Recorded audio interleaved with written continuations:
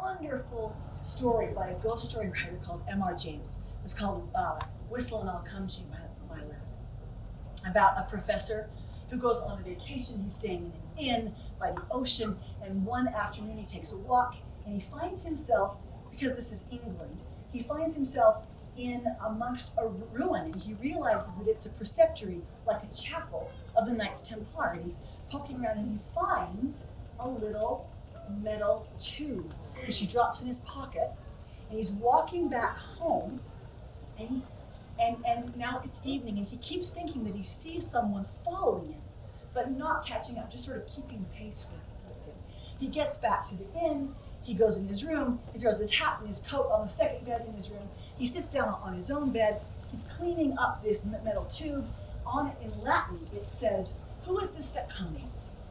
He cleans it out, he blows it, he's very disappointed he doesn't hear anything, but from that time, other people who are staying in the inn begin to complain about the other person who's staying with the professor, who they sometimes catch a glimpse of through the window, or who makes sounds in the room when the professor isn't there, or the maids have a sense that they go into the room and someone has just come out.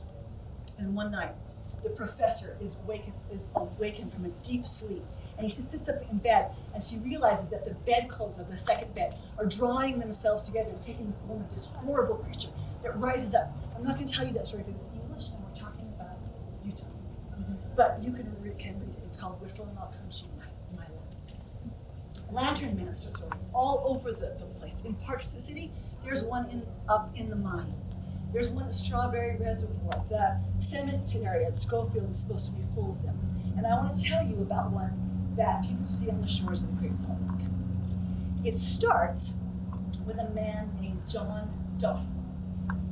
You have probably never heard of John Dawson. I hadn't until I started researching this story. He was the third governor of the Utah Territory. Dawson had no political experience. He'd run for office a number of times and lost. He was the editor of a newspaper that had backed Lincoln. He was from Illinois. They had backed Lincoln in the 1860 election. And people think that perhaps that is why Lincoln chose him to be the governor of this territory. But at any rate, in December of 1861, he arrives in Utah. He's sworn in on the 10th of December.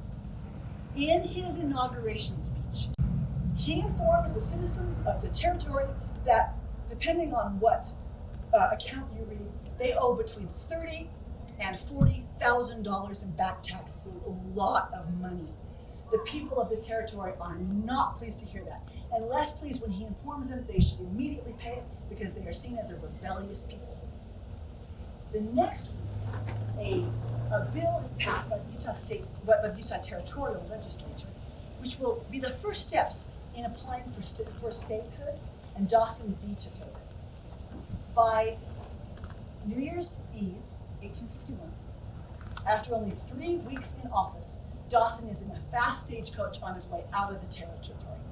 Now, it's not super well understood how he got to that point. When the Deseret News investigated, they said that he had retired to his room, he was ill, and they described him as distressingly insane. How did he come to be distressingly insane? Well, some people think that, having to write a big long inauguration speech was just too much for him. But other people said, no. He made inappropriate advances to his housekeeper, the widow Williams. She was so incensed by his actions that she chased him out of the house with the coal shovel. He came back later to apologize. He paid her $3,000 not to say anything. Turns out she had already made a deposition to put Brigham in. Then he went to the editor of the newspaper and threatened to shoot him if he printed anything about what had happened. Dawson packed up his things. He got in the stagecoach. Now, the man who ran the first stage stop advised Dawson. He said, "You are hated in this territory.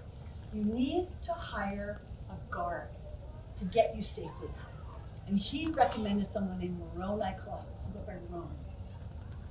So Moroni, Clausen, and Dawson, that's kind of fun, huh? I'll try not to do that ever again, went to the next stop, And while they were there, men kept showing up to eat, and they were drinking, and they were getting rowdy. It was getting rough. Dawson felt uncomfortable. He said he got a little chilly. He went out to the stagecoach and found that his blankets and what he would describe as an elegant beaver robe had been stolen. He went back in to the stage stop and he accused the driver of robbing him. At that moment, it turned out that the stagecoach driver was a relative of the widow Williams. And he had invited a number of his friends, including Moroni Clausen, to put on a sort of going away event for Governor Dawson. They beat him almost to death. When he got out of the territory, he filed a formal complaint. Well, the leaders of the territory were not particularly sympathetic to him, but they knew they had to do something. So they issued arrest warrants for all those guys, but they didn't really pursue them. Until three of them, Lot Huntington, Moroni Clausen, and John Smith, stole some horses and robbed an overland mail coach of $800. Then they had to do something. So the apostasy was formed, led by Porter Rockwell, that went after those three guys. They found them. In the confusion that followed, they would shoot, and Porter Rockwell would shoot and kill Lot Huntington, and he grabbed Moroni Clausen and John Smith, took them back to Salt Lake. What happens next also has varied tellings. The police in Salt Lake say that they locked up the men, and the men were trying to escape from the penitentiary, and they shot them. Porter Rockwell said that he turned them over, his prisoners over to the police in the street, turned around, was walking down 2nd South in downtown Salt Lake, heard gunfire behind him, turned back around and saw his former prisoners lying dead in the street. The police officer said they tried to escape. Wild Bill Hickok, who was another territorial man, would investigate, look at the bodies, and find black powder burns on them as though they'd been shot at close range. So it's hard to say, but they were dead. The police informed their families to come and get the bodies, but nobody came from Moroni Clausen.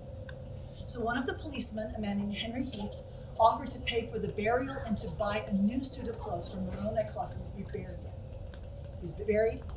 A couple of weeks later, his family got the news that he'd been killed.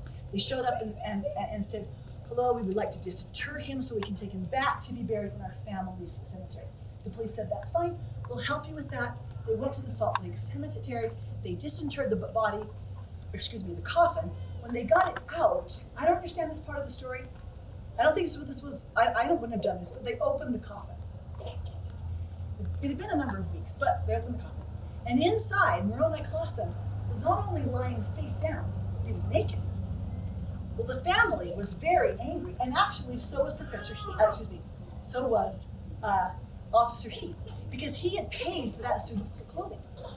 And they began an investigation. Well, very quickly, the suspicion fell on Jean-Baptiste, who was one of the grave diggers at the Salt Lake City Cemetery. Jean-Baptiste was a strange guy. In the 1860s cemetery, he said that he'd been born in Ireland in 1800. But people who knew him said, no, he didn't speak English well because he was from Italy. Other people said, no, he was from France. It is known that in 1855, he was in Castlemaine, Australia, in the gold mines, where he met a Mormon missionary, was converted, and donated a house he had built and made into a church to the LDS Church. In 1855 still, I think, he would be among the first 72 converted members to leave Australia in one of the 100 ships that would bring converts to Utah. His ship, the Tarquinia, was an old, leaky, and kind of cursed vessel that barely made it to Hawaii, where it kind of sank. And people had to make their way from there on their own to Utah. But by 1861, Jean-Baptiste is living in Salt Lake City. He's built himself a little house by the cemetery where he digs graves. He's married to a woman named Dorothy, and according to some people, he was the choir director in his ward. The police come to his house because they're suspicious. People walking by late at night have seen Jean-Baptiste working, digging in the cemetery, surrounded by lanterns. People have seen him walking on the streets of Salt Lake, and they think he's wearing the clothes. Those are the clothes I buried my father in. But they were thinking it must just be a coincidence. The police knock on the door. Jean-Baptiste isn't home. Dorothy lets them in. In the house, they find boxes and bags and piles of shoes, clothing, the belongings of the dead. Jean-Baptiste has robbed more than 300 graves. The outcry was incredible. People poured into the Salt Lake Cemetery. The newspaper account said that it looked like a molehill with the graves dug up and the coffins out and bodies lying everywhere. Brigham Young had to preach a sermon assuring the people that in the resurrection their loved ones would come back fully clothed, whether they had been robbed or not. Jean-Baptiste does not seem to understand the gravity of his situation. He shows up to his trial wearing a suit in which a prominent merchant had been buried 2 years before. When they ask him, how long have you been robbing graves? He tells them that the church he built in Victoria, Australia, was paid for with the proceeds of grave robbing. Even though Brigham Young would preach in another sermon in so many words that hanging was too good for him, and Wilford Woodruff would talk about his diabolical deeds, grave robbing is not a capital offense. So there was nothing that they could do with him except put him in prison. But when they did, they realized how unsafe he was because the inmates all wanted to kill him. So they decided to exile him to Antelope Island in the Great Salt Lake. They tattooed for the robbing of the dead across his forehead. And some people say they cut off the tops of his ears. Put him in a boat, took him in his black and white striped prison garb out to Antelope Island. When they got there, they realized that because Utah was in a drought, as sometimes happens, the water was so low that they were afraid he would simply wade back to Salt Lake City. So they took him on to Fremont Island, where the lake was much deeper. Now, Fremont Island was more or less owned by the Millard family, who ran cattle there. They had a little hut, and it was stocked with basic food. They took Jean-Baptiste, they tossed him onto the island, and they left. 3 weeks later, as they always did, the Millers went out to Fremont Island to check on their cattle. Though they didn't interact with Jean-Baptiste, they saw him, and they reported that a lot of the food had been eaten from the hut.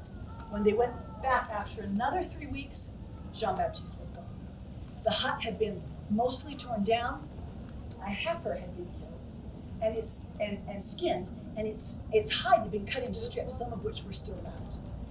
Everyone assumed that Jean-Baptiste had built a raft out of the parts of the hut, tied them together with the raw hide, made his way back to Salt Lake. No trace of him or his hut would ever be found. In 1890, hunters found a skull at the mouth of the Jordan River. It's pretty far away from Fremont Island, but everyone wondered if it was Jean-Baptiste. 3 years later, a skeleton was found, missing its head, and with a ball and chain shackled to its leg. Everyone said it was Jean-Baptiste, it was Jean-Baptiste. The police said Jean-Baptiste was not shackled. We don't know who that skull or skeleton was. But it didn't matter because people were already telling stories. People had begun to tell stories of a gaunt figure walking on the southern shores of the Great Salt Lake, carrying a lantern and a huge bundle of rotting, wet clothing. By 1893, the Deseret News reported that people would not go to the shores of the Great Salt Lake after dark because they were afraid of the evil spirit. Visitors to Fremont Island would report strange sounds in the night, inhuman cries. Not an animal, because they couldn't figure out what animal it would be.